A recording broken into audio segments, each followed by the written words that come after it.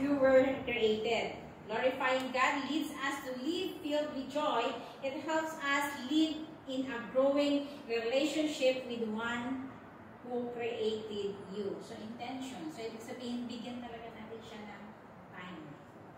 So, kung magde-date tayo, binibigyan din natin ng time yung mga ka-date natin, di ba?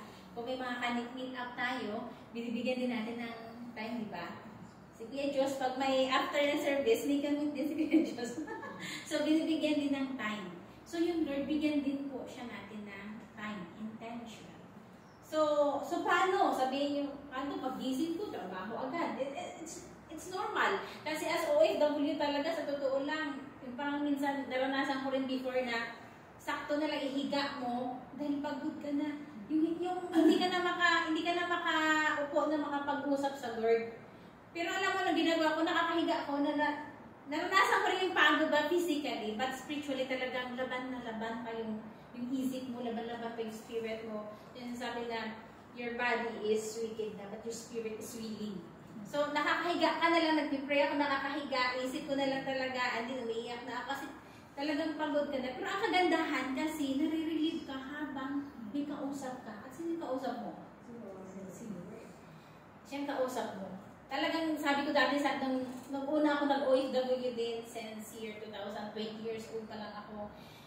Talagang grabe, naranasan ko din sa Hong Kong. First time ko din nag-Hong Kong before. So, naranas ko yung sasabing Hong Kong na buhay.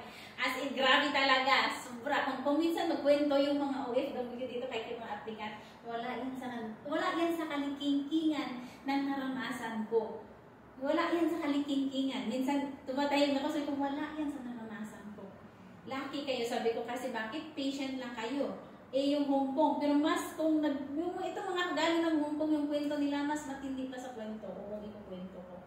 So, may mga time na hindi na ako makakatulog, umiiyak na lang ako, sabi na, ko, sige lang. Kasi tumatawag ako sa ate ko, pikit ka lang, sabi niya, hindi ka nakakatulog, pikit ka lang, i-rest mo lang yung isip mo, i-rest mo lang yung katawan mo. Sabi ko, pagod na pagod ako, pero hindi ako makatulog, kasi bother ako. Kasi kahit na, sabihin natin na wala ka ng trabaho, kailangan mo na magpahinga, pero yung emotional na biglang darating sila, yung kaba mo, yung alam mo, tatakbo ka na naman, yung ganun. So, grabe talaga. Pero praise God, nagkaroon pa na ako ng time doon sa Lord. So, it's same dito, intentional. Kailangan natin magkaroon talaga ng intention. Bigyan talaga natin siya ng time.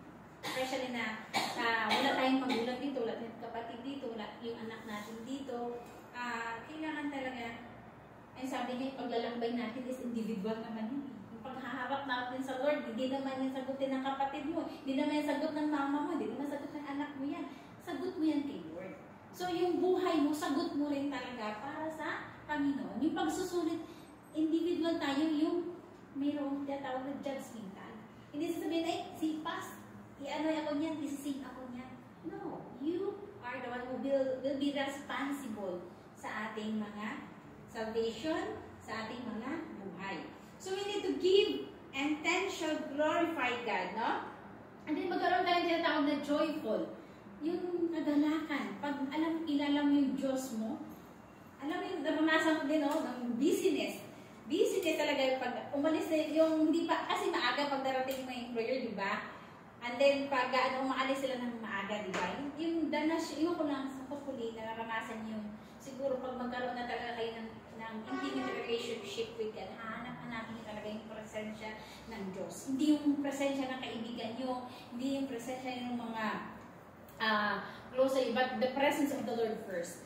Yung gusto ko na umalis yung employer ko, kasi gusto ko nang lumuhod, gusto ko nang kausapin yung Lord, gusto ko nang magsumbong doon sa bigat na meron ka, gusto ko nang isumbong lahat.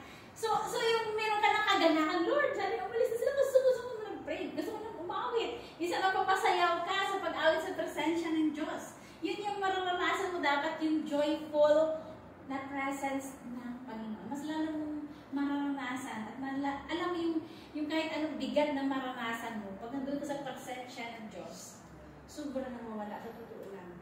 Kaya sabi nga nito, natutunan ka sa totoo lang, na-offended, na we could not trust people, but we could trust God. Sa totoo lang.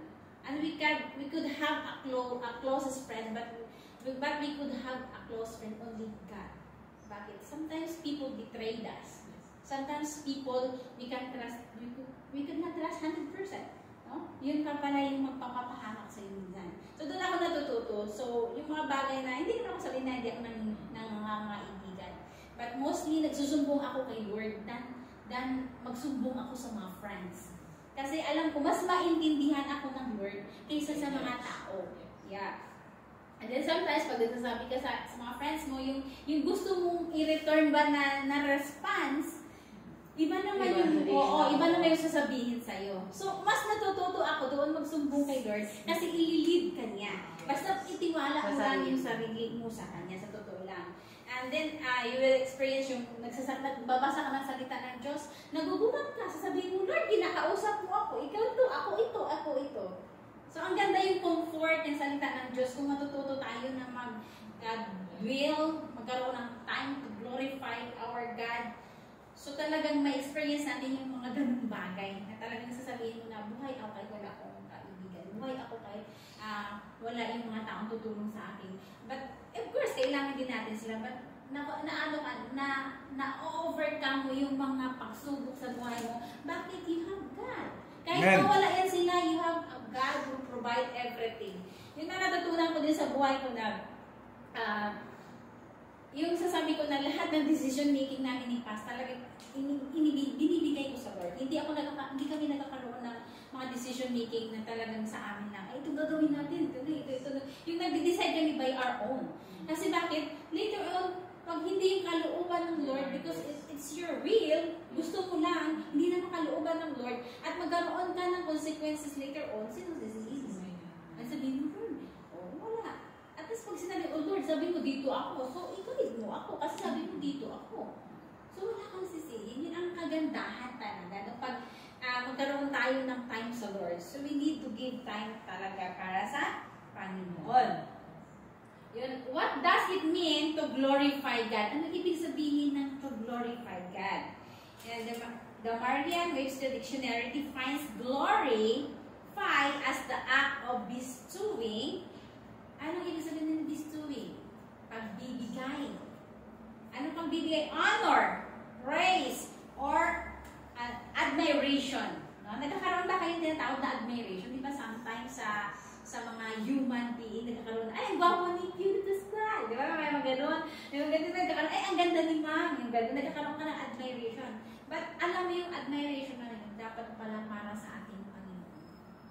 No? Doon talaga, yung Panginoon. Honor, yung honor.